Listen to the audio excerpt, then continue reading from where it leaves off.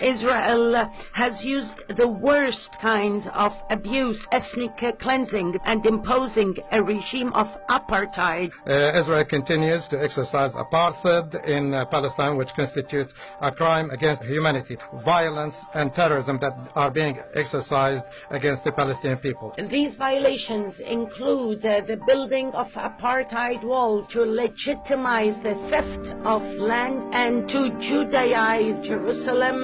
The separation wall is an example of the apartheid policy practiced by Israel. Israel's practices of discrimination as well as extremism.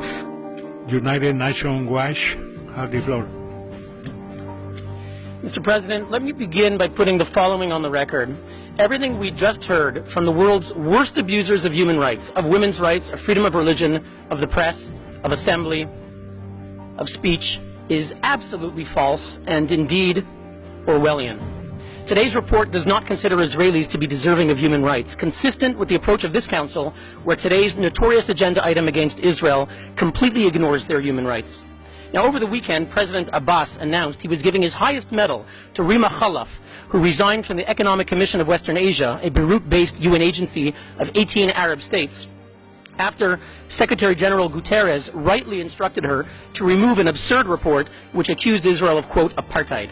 Mr. President, why is Mr. Abbas celebrating a report written by the notorious Richard Falk after his own Palestinian mission here tried in 2010 to remove Mr. Falk on the basis that he was, quote, a partisan of Hamas, as we know from WikiLeaks?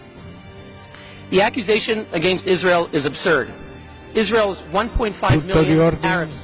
The delegation of Palestine has the floor.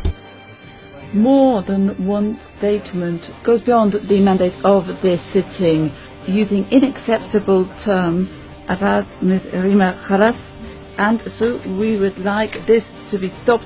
We have noted some terms which are humiliating vis-à-vis the Council, and we call for the respect of our tradition within the Human Rights Council. Thank you.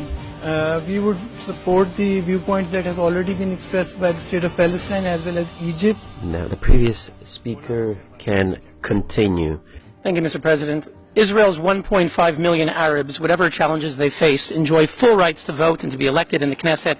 They work as doctors and lawyers. They serve on the Supreme Court.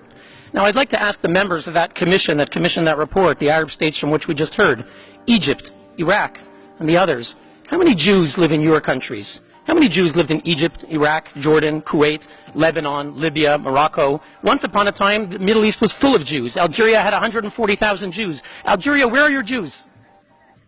Egypt used to have 75,000 Jews. Where are your Jews? Syria, you had tens of thousands of Jews. Where are your Jews? Iraq, you had over 135,000 Jews. Where are your Jews? Mr. President, where is the real apartheid? Why is there a UN commission on the Middle East that does not include Israel? From the 1960s and the 70s, they refused to include Israel. Where is the apartheid, Mr. President? Mr. President, why are we meeting today on an agenda item singling out only one state, the Jewish state, for targeting? Where is the apartheid, Mr. President?